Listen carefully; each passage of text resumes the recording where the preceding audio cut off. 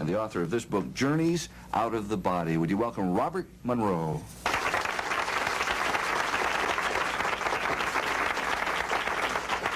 It is indeed a problem. How does one follow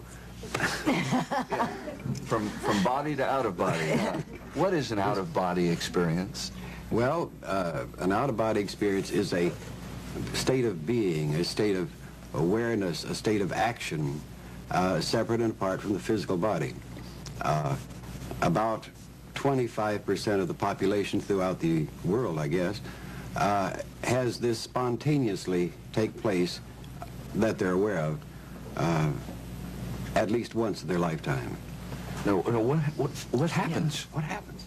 Well, what happens is that you as an individual suddenly find yourself, for one reason or another, apart from your physical body, and yet you can think, you can be, you can act, but your physical body is in some other location. It may be only 2 inches away or 2,000 miles away. Now, we've heard about people who have supposedly died and then have come back to life. That is also an out-of-body experience? That is indeed an out-of-body. It's a rather extreme way. You believe in that, then? Oh, yes. So in other words, if someone's in an awful automobile accident and the next thing they know, they're kind of floating above it, watching... That's what we mean by a spontaneous one, as it were. And it is very, very common. And also, a very important thing is that everyone does this. The fact that you do not remember it does not infer that it does not happen. For example, during what we call delta sleep at night, which everyone goes through, is quite probably, according to our researches, the time when everyone goes into this out-of-body state. You don't remember it, but it does take place. Now, is that like a dream? No, it's something apart from a dream. It is a, there's no philosophic connotation in our approach to it, but it is somewhat a process of the recharging mechanism that you get during sleep. When you first had yours, were you frightened? I was totally frightened. Panic-stricken is a better word for it. And I went through, as a result, all the processes of medical examinations, psychiatric examinations, trying to determine why this was happening. Robert, describe for us your first body. Can you remember it? Oh, I can remember. You still look frightened. Oh, hang on. Very simple. I had been encountering a phenomenon that was like a vibration in the body, and I had gone to my doctor about it, and he had said, oh, that's just nerves and so on, and I would have to wait till this faded out, and it's not a physical vibration, incidentally. And one night I was lying in bed waiting for this vibration to cool down or fade away, as it were, so that I could simply roll over and go to sleep, because I didn't feel I should go to sleep, or couldn't, as a result of this taking place. On that particular night I was waiting, because it was a Friday night and Saturday was going to be a beautiful, bright, cold front day, meaning a good day for gliding. So I was lying in bed thinking what a nice time I was going to have that Saturday, getting into these nice thermal lifts and soaring around. That was with a glider, incidentally. And on that particular time, in the process of thinking this way, I suddenly felt something bumping against my shoulder. And I looked, and here was this, what looked to be the floor bumping against my shoulder. And I thought, that's strange. I don't remember going to sleep. And I looked across, and I said, there's no rug on the floor. I looked more closely, and there was something sticking up out of the floor that shouldn't be there. And trying to perceive what this was, I got a real close look, and it was the chandelier. And in desperation, I realized that I was not bumping against the floor, I was bumping against the ceiling. And I flopped around in the air and looked down, and there below me was the bed, and here was my wife in bed, and here was a man in bed with my wife.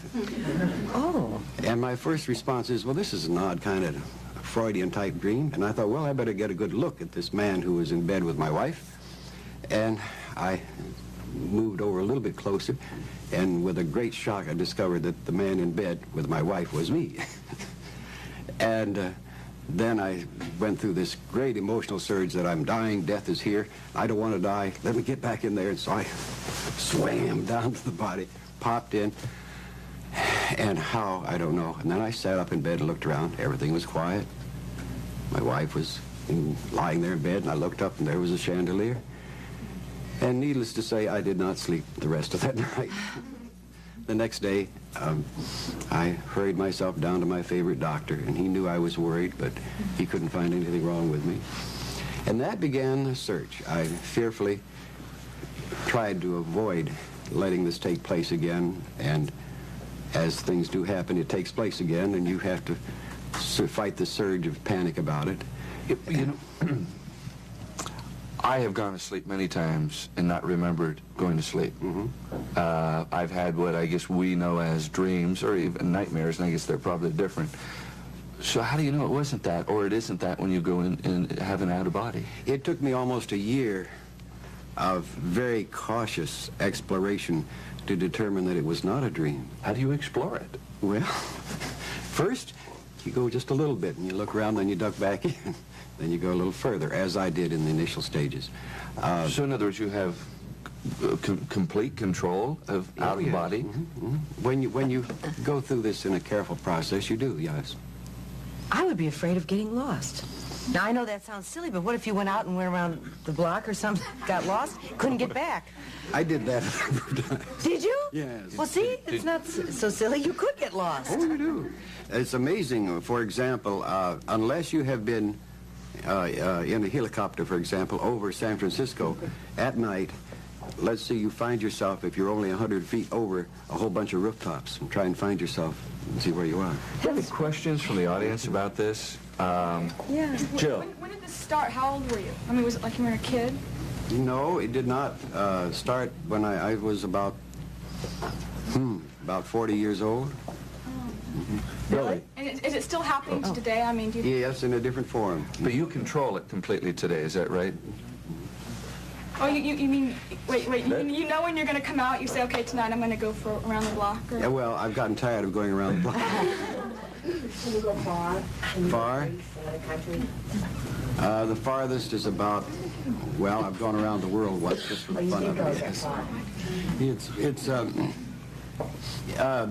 This time-space gets very boring after a while. So you don't only go around the world, but you actually go out of the world. Yes. How many times can you go from Virginia to San Francisco, which has been one of my common runs, before it gets boring? You like that, right? No, I just have a lot of friends here. Did you meet anybody else up there? Yeah. Well, yes, we do. Now, can this help people if they learn this out-of-body experience? Can it help them when they die, or they think they're going to die, or their time's up in this life? There's a major discovery that comes with the result of such activity or practice. Without any equivocation, without any going past hope, belief, faith, you know that you do survive death.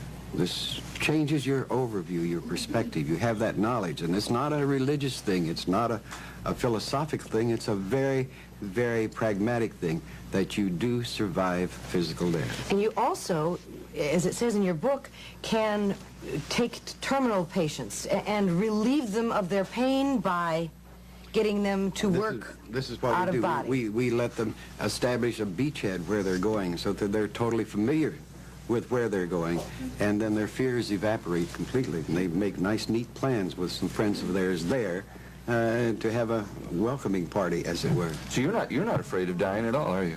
Well, yes, I don't particularly want to. I have too much to do here, but I'm not afraid of it.